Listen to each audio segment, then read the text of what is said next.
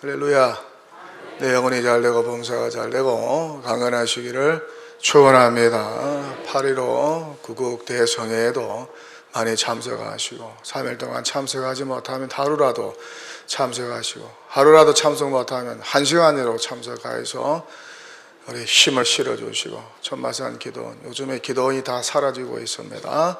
우리 동덕의 기도원은 하나님 오실 때까지 영원히 그 자리에 머물러서 은혜의 동산, 기적의 동산, 치유의 동산 되게 하여 주시옵소서. 전국교회를 섬기는 공공재 기도원 되게 하여 주시옵소서. 그래서 여러분들 많이 참석하시고 은혜 많이 받으시고 기도 많이 해주시기를 축원합니다. 오늘 본문 말씀의 배경은 북이스라엘 아합 왕이 통치할 때입니다. 아합은 북이스라엘의 7번째 왕으로 오므리 왕가의 2번째 왕입니다. 그는 기원전 871년부터 853년까지 약 22년간 북이스라엘을 통치하였습니다. 그는 모압 왕에게서 어린 양 10만 마리와 토를 조공으로 받았습니다. 그만큼 강력한 통치력을 발휘하였습니다. 하지만 이전의 왕들보다 악하였습니다. 이 일로 여호와의 진노를 쌓았고 느밧의 아들 여로보암의 죄를 답습하였습니다. 오히려 이런 죄를 가볍게 여겼습니다. 아합은 시돈 사람 엣 바알의 딸 이세벨을 아내로 삼습니다.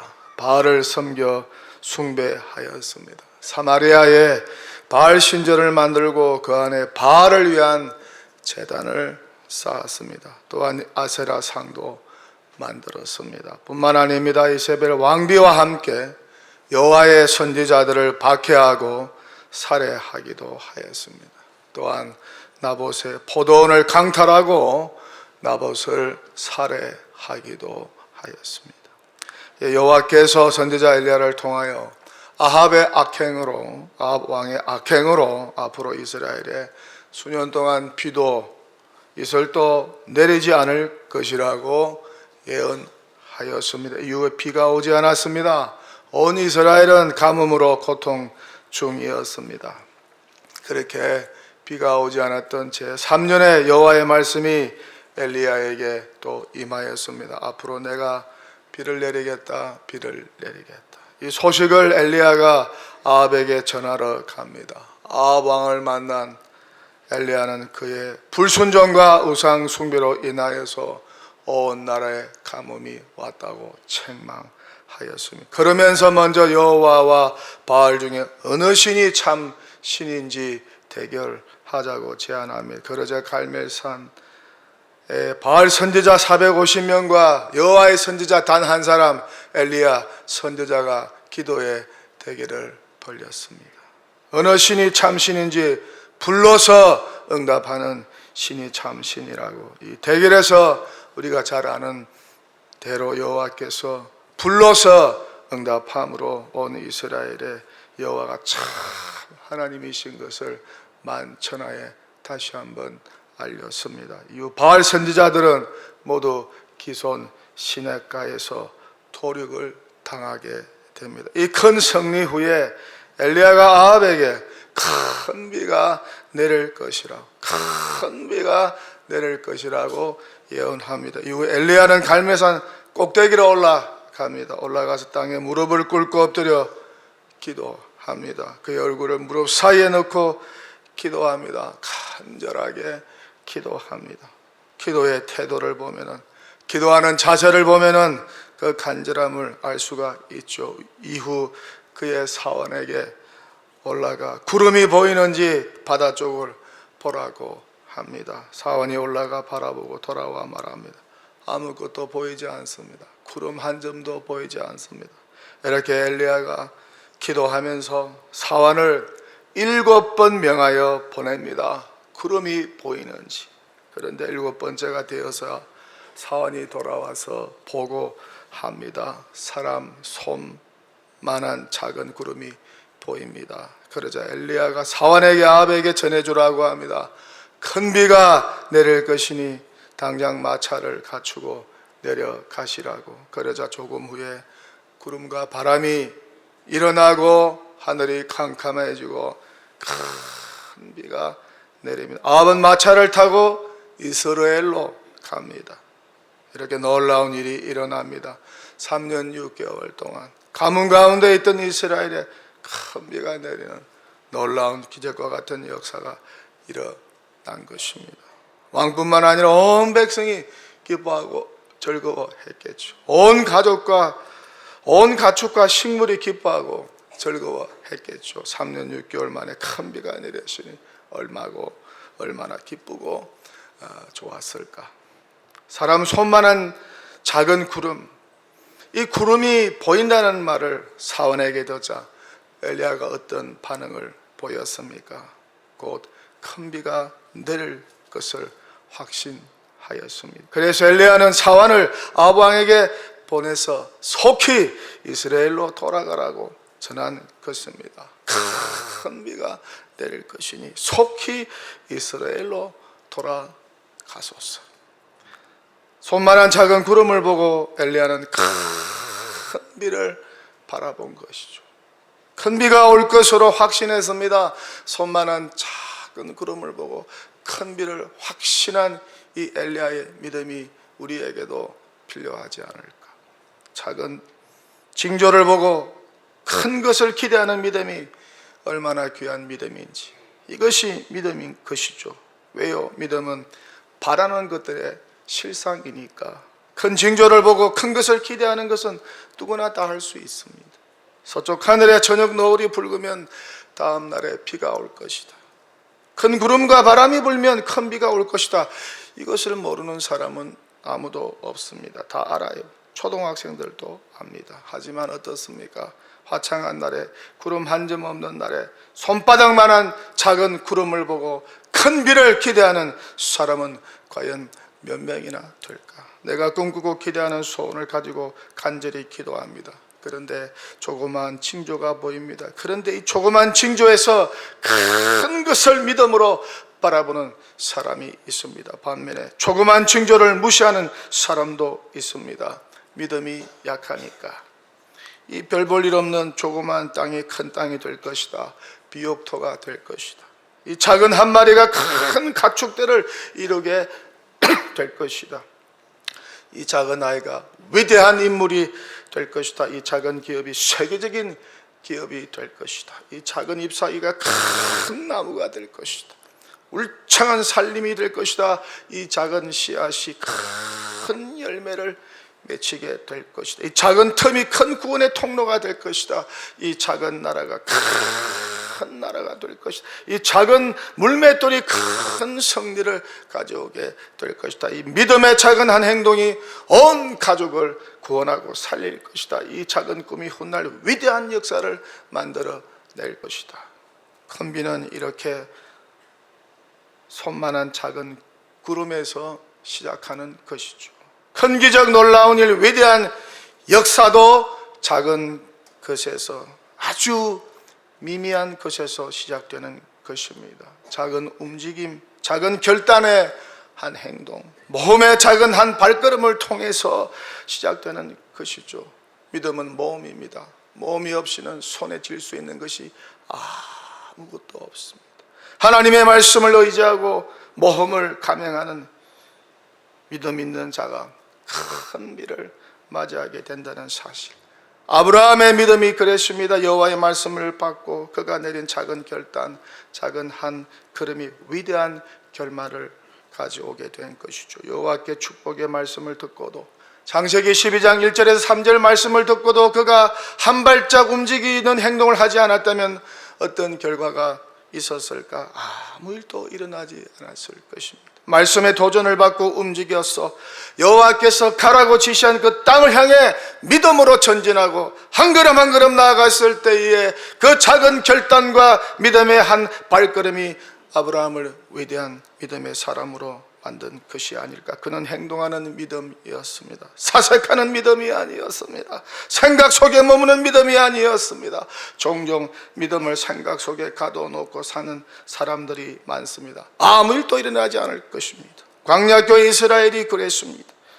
그 자리에 머물렀다면 신의 산이 좋다고 다른 곳으로 갈 수 없다고, 이 자리가 좋다고 머물렀다면 절대 가나안에 입성하지 못했을 것입니다. 여호와께서 보여주시는 기적도 경험하지 못했을 것입니다. 하지만 일어서서 믿음으로 결단하고 걸었기 때문에 가나안을 건너 가나안을 정복하고 땅을 유업으로 분배받을 수 있었던 것입니다. 여호와께서 주신 언약의 말씀을 의지하여서 움직이는 이 작은 심령의 믿음과 용기 있는 믿음의 한 걸음이 결국 위대한 역사를 만들어내는 것이죠. 여호수아의 발걸음이 그러했습니다. 겁을 먹고 계속 요단강을 건너지 못하고 계속 광야에 머물렀다면 어떻게 되었을까? 가나안 땅 정복은 없었을 것입니다.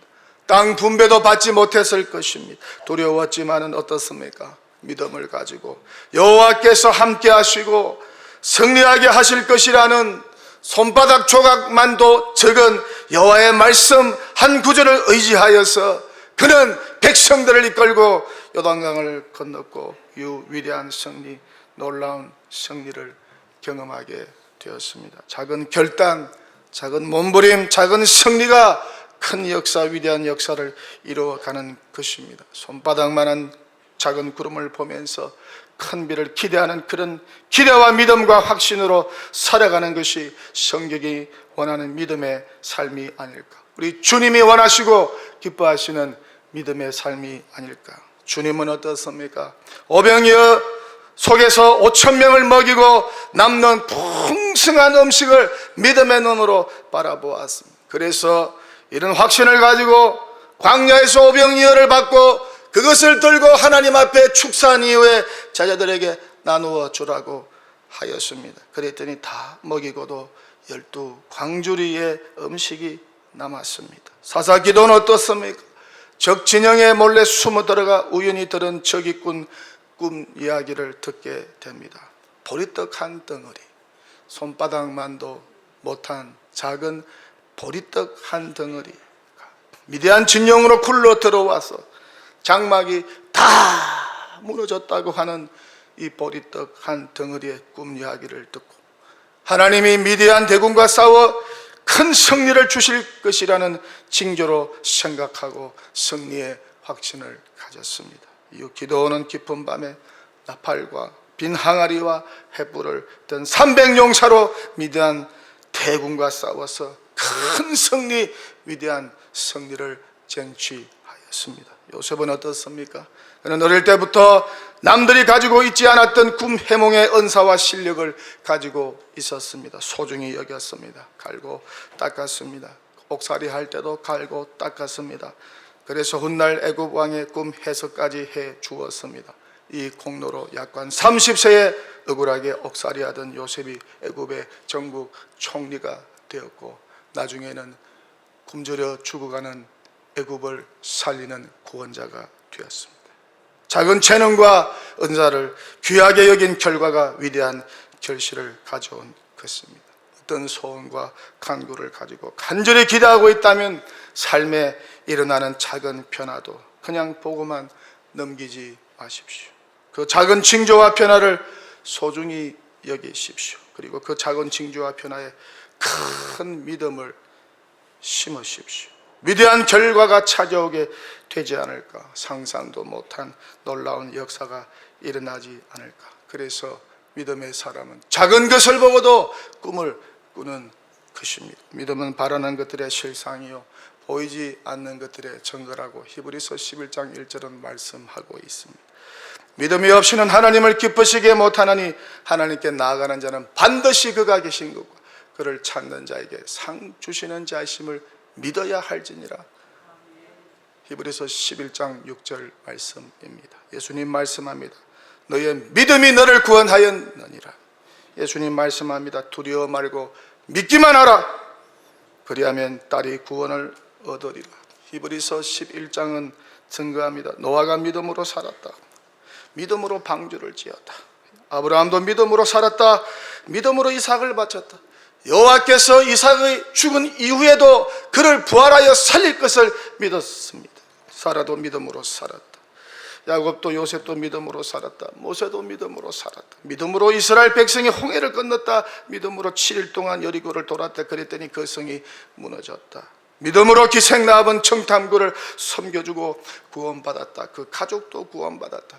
기드온, 바락, 삼손, 입다, 다윗, 사무엘과 같은 모든 선지자들이 믿음으로 살았다고 증언합니다. 첫째도 믿음, 둘째도 믿음, 셋째도 믿음인 것이죠. 신앙의 전 과정은 믿음의 행보라고 정의할 수 있습니다. 믿음이 없이는 갈 수 없는 것이 신앙의 여정인 것이죠. 그래서 도태된 사람들도 많습니다. 믿음에서 일탈하여 등지고 교회를 떠나고 주님을 버리고 떠난 사람도 많습니다. 우리의 믿음을 방해하는 것들이 얼마나 많은지 몰라요. 그래서 예수님의 말씀합니다. 내가 올 때에 참 믿음을 보겠느냐? 내가 올 때에 참 믿음을 보겠느냐? 지금 꿈꾸고 기대하고 소원하는 일이 있습니까? 하나님께 구하는 간청이 무엇입니까? 여러분의 소원일 수 있고 자녀의 소원일 수 있습니다. 사업의 소원일 수 있고 건강에 대한 소원일 수 있습니다. 직장에 대한 소원일 수 있습니다. 필요한 물질에 대한 기대와 소원일 수 있습니다. 어떤 기대와 소원이든지 믿음을 가지십시오. 믿음으로 많이 기도하시고 믿음으로 간절히 구하시고 믿음으로 엘리야처럼 끈질기게 구하십시오. 엘리야처럼 정성을 다하여 구하십시오. 그러면서 손만한 작은 구름 같은 움직임과 징조를 예의주의하십시오. 그 작은 징조를 큰 믿음으로 바라보시고 또한 큰 비로 바라보십시오. 그렇게 할 때에 그 작은 움직임이 요동쳐서 놀라운 역사, 위대한 역사, 기적과 같은 역사를 일으키지 않을까. 저 역시 말씀 속에서 보여주시는 믿음의 작은 징조를 붙들고 여기까지 달려왔습니다. 창세기 12장 1절에서 3절 말씀, 기도 중에 이 말씀이 떠올랐고 주의 심령을 요동쳤고 흔들었습니다. 기도하는 가운데 하나님이 주신 이 작은 말씀, 손바닥보다 작은 이 성경에 기록된 말씀, 그 말씀 받을 때 제 심령 속에 떨림, 그 미동을 징조로 여기고 이 말씀을 의지하면서 믿음의 행보를 걸었습니다. 성령께서 그 징조를 깨닫게 하시고 알려주셨어요. 의심하면 말씀으로 또 확신을 주셨습니다. 그렇게 달려온 믿음의 여정이었습니다. 제 나이 38세 때였고 그 좋은 목회자를 박차고 나왔습니다. 좋은 보직도 마다하고 빈손으로 나왔습니다. 그렇게 손만한 작은 구름 같은 말씀을 의지하고 손만한 작은 구름 같은 징조와 움직임에 민감하여 그 길을 따랐더니 여기까지 오게 된 것입니다.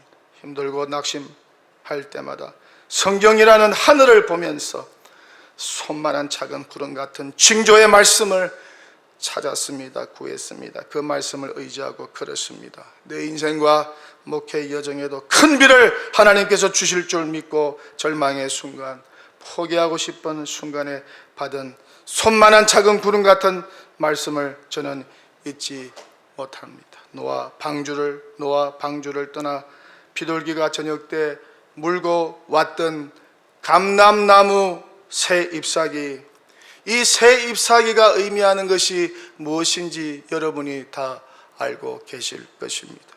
이 한 구절에 감동을 받고 이 말씀 속에서 용기를 얻고 앞으로 하나님께서 내 인생과 목회 여정에 큰 비를 내리실 것을 확신하고 날마다 희망을 가지고 믿음의 노를 저었습니다. 그랬더니 뜻하지 않은 땅으로 저를 인도하셨고 지금까지 인도하고 계신 것입니다.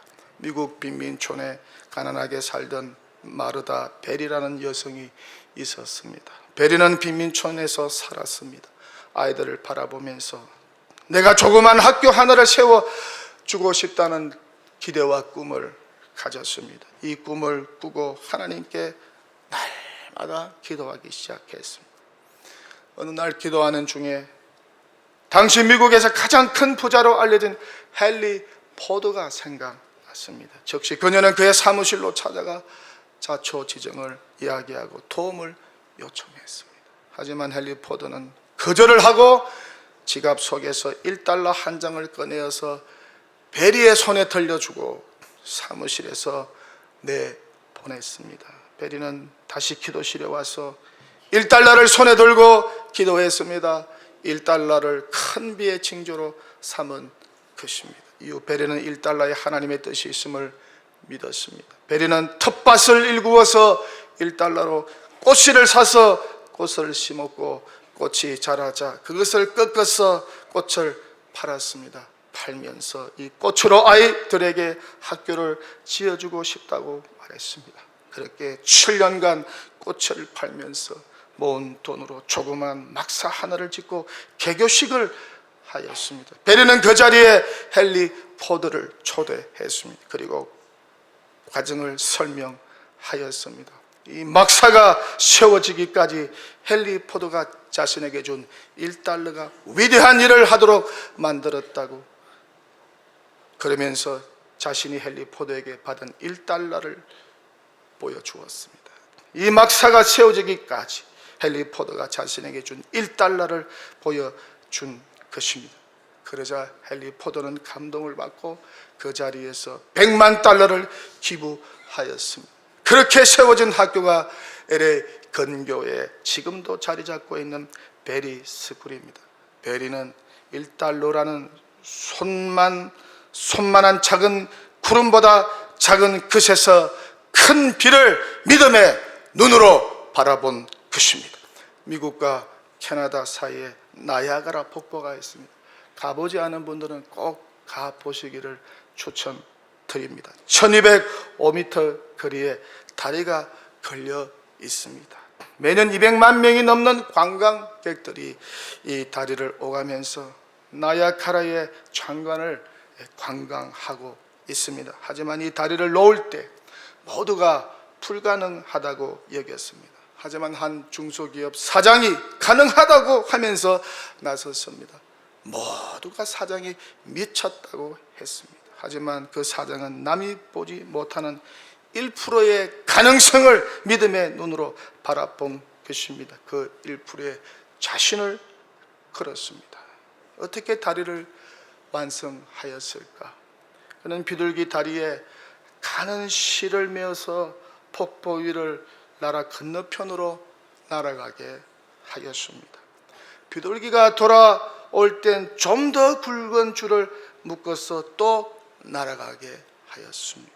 이러기를 반복하니 굵은 밧줄이 걸리게 되고 그 줄로 굵은 와이어를 연결할 수 있었습니다. 결국은 튼튼한 다리를 놓아 숱한 관광객들이 오갈 수 있게 된 것입니다.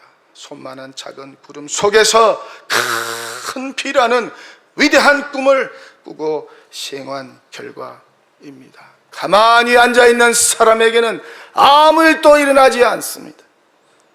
하나님께서는 징조로 보여주시는 손바닥만한 작은 구름을 보고 자신의 미래를 던지는 사람들의 손을 들어주시지 않을까. 1%의 가능성을 믿음의 눈으로 바라보고 그 가능성에 자신을 던지는 사람들이 미래의 주인이 될 수 있지 않을까. 그러기에 삶과 신앙은 믿음이 아닐까. 믿음의 시각과 믿음의 결단과 믿음의 실행으로 만들어지는 것이 아닐까. 여러분의 믿음은 어떤 믿음입니까? 생각 속에 머무는 믿음입니까? 아니면 모험을 두려워하지 않는 실행하는 믿음입니까? 모세가 홍해 앞으로 전진하여 두 손을 들지 않았다면 홍해는 영원히 갈라지지 않았을 것입니다. 광야의 이스라엘 백성이 요단강에 발을 딛지 않았다면 요단강 역시 영원히 갈라지지 않았을 것입니다. 손만한 작은 구름 속에서 큰 비를 확신하십시오. 그리고 행동하십시오. 작은 발걸음도 좋습니다. 행동하십시오. 움직이십시오. 이렇게 살아가는 믿음의 사람, 확신의 사람이 되면 얼마나 좋을까. 이런 엘리야의 믿음으로 충만한 교회가 되면 얼마나 좋을까. 엘리야도 우리와 같은 성정이 같은 사람이라는 사실을 기억하시기 바랍니다. 설교를 마칩니다. 갈멜산 꼭대기에서 큰 비를 위해서 간절하게 기도하다가 7번째 손만한 작은 구름 소식을 듣고 큰 비를 확신한 엘리야, 그 믿음대로 수년간 비가 오지 않던 이스라엘에 큰 비가 내렸습니다. 엘리야도 큰 비를 맞으며 갈멜산에서 내려와 이스라엘로 올라갑니다. 가는데 여호와의 능력이 그에게 임합니다. 여호와의 능력이 임하니까 이스라엘까지 달려갑니다. 마차 타고 가는 아방 앞에서 그는 달려갔습니다. 큰 비를 맞으며 엘리야는 이스라엘까지 30km를 달려갔습니다. 큰 비를 위해서 기도하다가 뛰어도 지치지 않는 여호와의 능력까지 받게 된 것입니다. 자신의 소원을 두고 기도하다가 이 엘리야의 믿음뿐만 아니라 이 능력까지 받는 복된 성도, 믿음으로 충만한 성도 되시기를 주의 이름으로 간절히 축원합니다.